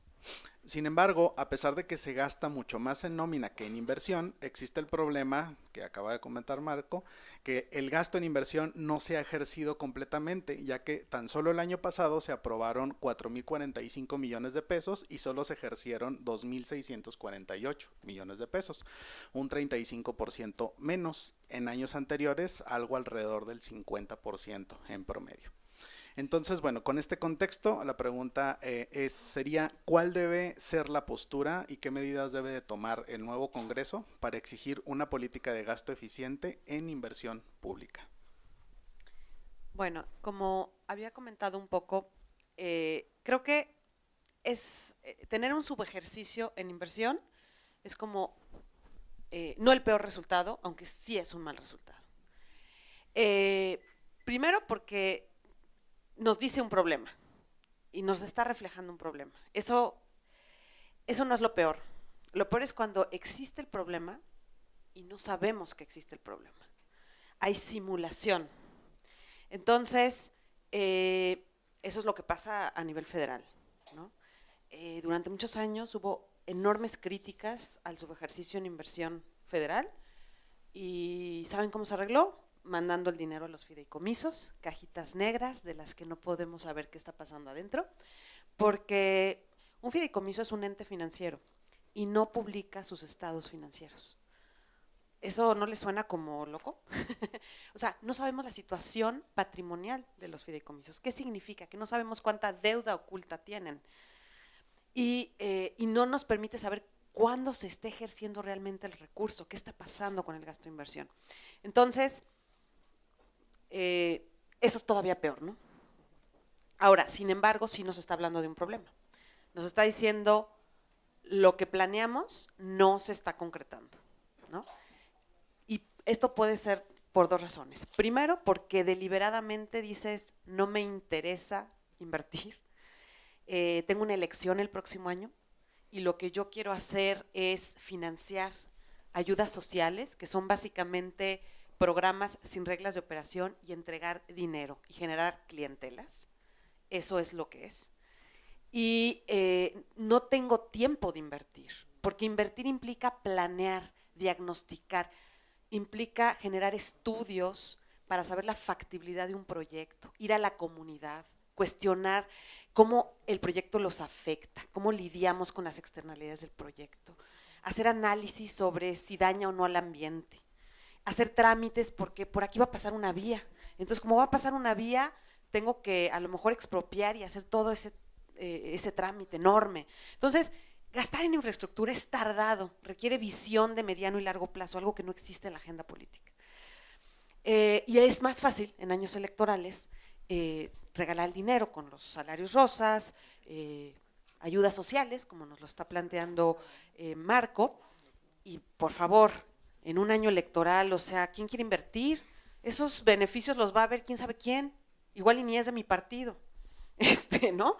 Entonces, se requiere otro marco conceptual totalmente sobre lo que es el gasto de inversión y lo que se tiene que hacer es generar una agenda de infraestructura institucional que no esté en los políticos. Así es como nos tenemos en el subdesarrollo, porque los políticos en las campañas deciden hacer trenes que van de ningún lado a ningún lado, museos exuberantes, y tenemos a un porcentaje de las escuelas sumidas en la precariedad, ¿no?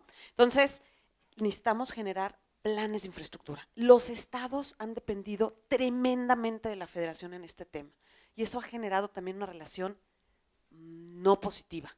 Es decir, el estado tiene que empezar a generar sus propios planes de infraestructura, pero inspírense por favor en los modelos de los países desarrollados en donde han logrado contener de la planeación en infraestructura el ímpetu político. O sea, el Poder Ejecutivo no tiene que venir a decirnos cuáles son nuestros problemas de infraestructura, más bien tiene que venir a ejecutar los proyectos que ya planeamos y que no van a venir a decirnos qué proyectos hacer. No, no, no, a ver, esta es la planeación de aquí a 30 años, ¿sí? Y a ti te toca esta parte. Entonces, digo, un cambio completo de cómo estamos visualizando la infraestructura. Y en ese sentido, cuando logramos tener una lista de proyectos prioritarios para resolver problemas sociales y económicos, entonces el gasto de infraestructura tiene posibilidades de ser más eficiente. Ya están las especificaciones técnicas. Todos ustedes oyeron del caso del socavón, ¿no?, que sucedió en Morelos. Tremendo. Yo creo que ese caso ejemplifica la desgracia y la tragedia en la que ha caído la infraestructura a partir de mayor competencia electoral, ¿no? El proyecto se fue a contratar sin que existiera el proyecto. Sí, así de increíbles. O sea, no habían especificaciones técnicas. Ahí ni siquiera es viable una licitación, porque ¿con base en qué vas a licitar un proyecto?, ¿no? Con una idea. Pero entonces ni siquiera podemos saber cuál es el precio del proyecto, como para que compitan con precio los contratistas, ¿no? Por supuesto, por eso se simulan las licitaciones. Y termina costando el proyecto el doble, termina atrasándose porque se define el alcance en la construcción y termina no sirviendo, porque además se inauguró cuando había conciencia de que no estaba listo, pero la foto era muy importante. Entonces tenemos que sacar el ciclo de la infraestructura de la política, ¿no? Tenemos entonces que generar mucho involucramiento de la sociedad. El modelo de Reino Unido es una excelente práctica en donde, por ejemplo, los proyectos importantes de infraestructura, se generó un modelo que se llama de mesa multiactor, en donde es muy importante el balance de perspectiva en esta mesa. Debe estar el sector privado, tiene que estar la sociedad civil, la academia y las autoridades para darle seguimiento a los proyectos de infraestructura, para que el proyecto arranque cuando ya se planeó. Si uno ve el trabajo de la Auditoría Superior, lo que nos ha dicho es que a nivel federal, los grandes proyectos que han fracasado de infraestructura, el 70% de ellos es porque tenían problemas de planeación, ¿no? Entonces, ahí está la clave. Generar una agenda pertinente a infraestructura requiere procesos institucionales, no políticos. Que sean los técnicos, independientes, que generen los diagnósticos a mediano y largo plazo. El día de hoy, cada gobernador y cada presidente llega a decir cuál es su agenda de infraestructura. La agenda es de México y no tendría que estar sujeta al sexenio. Hay una ley de planeación que dice que no puedes planear lo que pasa en el siguiente sexenio. Imagínense la aberración. Entonces, eso se tiene que cambiar y eso es lo que le tenemos que exigir a nuestro Congreso, como federación y como estados. O sea, generar nuestra planeación. ¿Qué pasó? Que con la ley de disciplina financiera se ha intentado levantar ese sistema a nivel estatal y Coahuila no ha avanzado. Entonces, es algo en lo que hay que ocuparse, es parte de la tarea de Coahuila. ¿Qué ha pasado con nuestra planeación en infraestructura? Porque ¿de qué nos sirve tener más dinero si no tenemos preparada la planeación? ¿Qué vamos a hacer?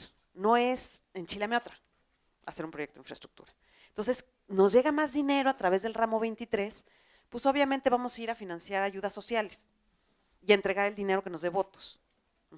Esa es la dinámica de lo que está sucediendo y le tenemos que dar la vuelta, porque sin la infraestructura adecuada los servicios públicos no son suficientes ni de calidad. Eso es clarísimo, entonces es vital para combatir un gran flagelo que es la desigualdad en nuestro país. Es vital. Gracias. Muchas gracias, Mariana.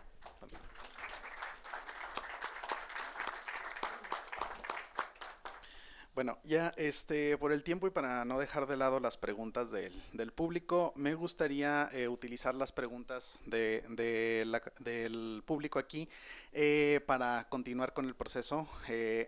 Por ejemplo, bueno, aquí tengo una pregunta que creo que es muy pertinente para los tiempos electorales que estamos viviendo y que vamos a vivir todavía algunos meses más adelante. La pregunta, bueno, viene, ¿cuál será el mayor reto que deberá atender el nuevo gobierno en materia de finanzas públicas? No sé, ¿alguno de ustedes que quiera tomar la palabra para responderla?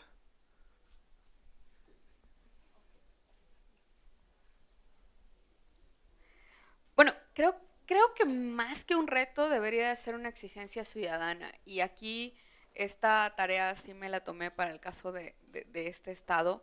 Y perdón, pero ¿dónde está el sistema de evaluación del desempeño? Para empezar. Y para seguir es dónde están los datos abiertos, porque además creo que la mayoría de los que estamos aquí pues ya nos gusta tener nuestra hojita de Excel o nuestra base de datos en donde podamos consultar en tiempo real cómo se está gastando, cómo se está ingresando nuestro dinero. Creo que son dos ejercicios muy sencillos que cuestan muy poco, que son exigencias iniciales para poder entonces establecer y pensar en unas finanzas públicas sostenibles en el largo plazo, que sean incluyentes, que promuevan el desarrollo y si se puede también que reduzcamos la inequidad. Creo que esos son los grandes retos que se tienen como país, no solamente como Estado, pero además creo que la cuestión del uso de los datos abiertos, de la publicación y del reclamo son una etapa inicial para poder promover en una segunda etapa la participación ciudadana, porque si no tenemos información y si no la reclamamos, a lo mejor puede haber incluso transparencia de la mala, ¿no? Cuando se nos publica todo y ahí está transparente, pero está tan mal puesto que ni siquiera podemos entenderlo. Y la calidad de los servicios, ¿cuánta gente de aquí, aunque tiene acceso al servicio público, prefiere ir a la farmacia a consulta porque cree que la calidad es mala, porque pierde tiempo, porque no le van a dar medicina? Creo que deberíamos impulsar todavía más y preocuparnos por la calidad de los servicios públicos y sobre todo en épocas electorales.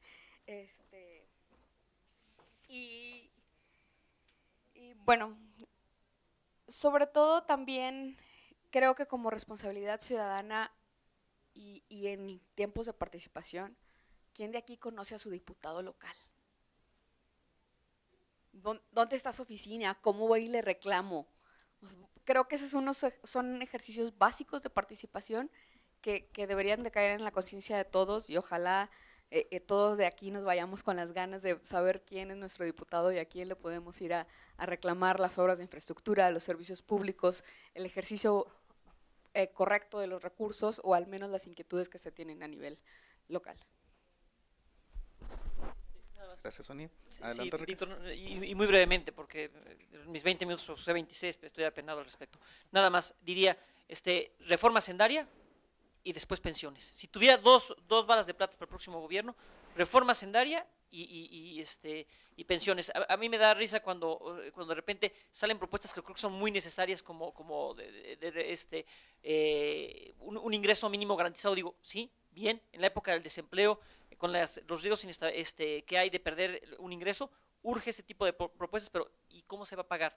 Entonces, si no hacemos una revisión del gasto, de los ingresos, subir los ingresos, bajarle al gasto, hacerlo más eficiente el gasto, sobre todo más que bajarle, hacerlo más eficiente y bajarle la deuda, lo demás es de risa. Entonces, yo diría una reforma hacendaria y luego pensiones, porque finanzas públicas demográficas, o sea, con sentido demográfico, estamos envejeciendo, ahorita es 3.5% del PIB lo que se gasta en pensiones, en 2025, no, 2025-30 se espera que vaya a ser 4.5% del PIB, lo que estamos gastando en educación es 3.1%, de veras se vale gastar 2.6%, 2.6 puntos porcentuales del PIB en salud, 3.1 puntos porcentuales en educación, y gastarnos en deuda 2.9 y en pensiones vamos a 4 puntos porcentuales, ahorita estamos en 3.5, creo que estamos muy mal. Yo diría algo para completar, porque suscribo las recomendaciones de mis colegas. El tema del contrapeso es vital no solo fuera, como ya lo están haciendo varios de aquí y de verdad los felicito, pero también dentro, es decir, mucho más cerca del tomador de decisión. Creo que los congresos los tenemos que levantar, tenemos que estar súper pendientes de las auditorías locales. Eso sí, hay una diferencia, o bueno, por lo menos lo había antes del nombramiento de la semana pasada, pero en fin, no entro en detalles porque si no me clavo en el asunto. Pero los auditores locales son muy importantes, ¿no? Esto de que entra un gobernador con su auditor y sale el gobernador con su auditor, o sea, no puede ser. Tiene que haber independencia. México es un país que ha suscrito los acuerdos de Lima en términos de la auditoría, las prácticas de auditoría, y no podemos tener auditorías carnales. O sea, no, el auditor carnal no funciona. Necesitamos darle seguimiento. O sea, los periodistas tienen que enfocarse en a quién están nombrando y hacerlo explícito. Y por supuesto cambiar esos lineamientos, ¿no? Porque hay unos lineamientos en donde creo que el Congreso le termina aprobando el programa de trabajo a la auditoría local. No, eso no puede ser. Las auditorías locales no pueden tener vínculos políticos, tienen que ser independientes en términos de su capacidad de gestión. Ellas tienen que poder decir cuál es su programa de auditoría, qué quieren auditar.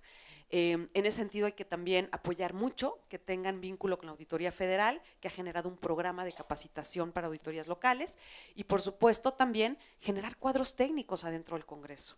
O sea, los congresos locales también pensamos que no hay incentivos, llegan los legisladores, están 3 años ahí, no son especialistas en los temas, entonces tenemos que generar análisis dentro del Congreso. Es decir, pequeños consejos fiscales adentro de los congresos locales que puedan ser un verdadero contrapeso en la discusión. Imagínense una especie de think tank adentro del Congreso, ¿no? Donde estén ahí ciudadanos especialistas junto a los legisladores y dando pues la guerra que hay que dar en esto. Entonces yo creo que hay que apostarle a un cambio en la toma de decisión. Muchas gracias, Mariana. Bueno, pues el tiempo ya se nos agotó. Los invito, hay varias muy buenas preguntas. Los invito a aquellos que las hicieron a buscar a los panelistas para hacérselas directamente y que reciban su respuesta directamente. Agradecemos a cada uno de ellos por su intervención y por habernos aportado parte de lo que ellos investigan. Agradecemos a ustedes por su interés en esta mesa y bueno, damos por concluida esta sesión y damos espacio a la siguiente mesa. Muchas gracias.